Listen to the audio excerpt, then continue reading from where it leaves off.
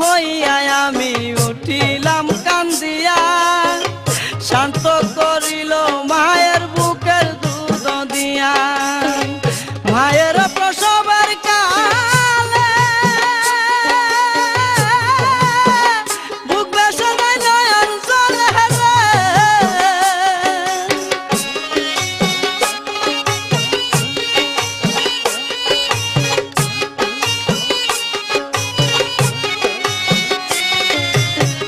মায়ের প্রসবে